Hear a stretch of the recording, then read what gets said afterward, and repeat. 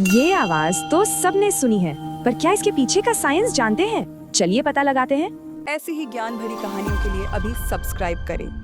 हम सबकी जिंदगी में कितना शोर और तनाव है, दिमाग हमेशा उलझा रहता है ना। पर क्या हो अगर ये आवाज भगवान को नहीं बल्कि हमारे दिमाग को बुला रही हो, एक रीसेट बटन की तरह।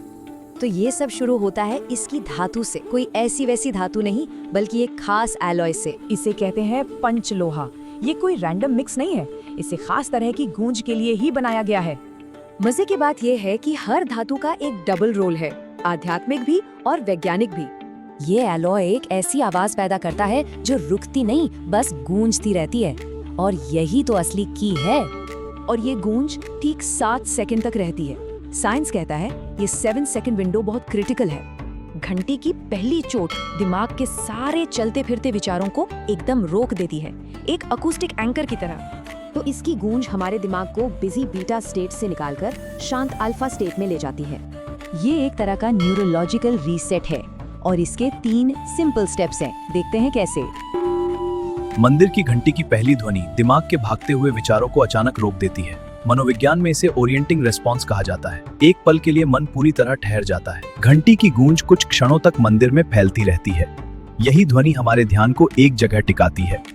भटकता हुआ मन अब उसी आवाज पर केंद्रित हो जाता है। जैसे जैसे ध्यान स्थिर होता है, मन व्यस्त बीटा अवस्था से निकलकर शांत अल्फा अवस्था में पहुंच जाता है। यही वह क्षण है जब भीतर सच्ची शांति महसूस होती है। और पता है, ये कोई नई खोज नहीं है। आगम शास्त्र जैसे ग्रंथों में ये सब पहले से लिखा है। इन ग्रंथों में लिखा है कि घंटी बजाने से भीतर और बाहर की बुरी ताकतें दूर हो जाती हैं। अब साइकोलॉजी के हिसाब से देखें तो ये बुरी ताकतें असल में हमारे नेगेटिव थॉट्स ही तो हैं।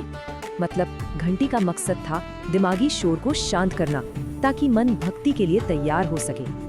तो घंटी किसी देवता को नहीं बल्कि हमें खुद से जोड़ने के लिए बुला रही है। और इसी प्राचीन तकनीक के प्रिंसिपल्स आज की मॉडर्न वेलनेस में वापस आ रहे हैं। ये जो साउंड बाथ्स और बाइनॉरल बीट्स है ना, ये सब उसी पुराने अकूस्टिक साइंस पर बेस्ड है। सोचिए, मंदिर की घंटी एक फ्री न्यूरो रेगुलेटरी टूल थी जो सदियों से सबके लिए अवेलेबल थी। तो सवाल ये है, हमारी और कौन सी प्राचीन तकनीकें हैं जो बस फिर से खोजे जाने का इंतजार कर रही हैं?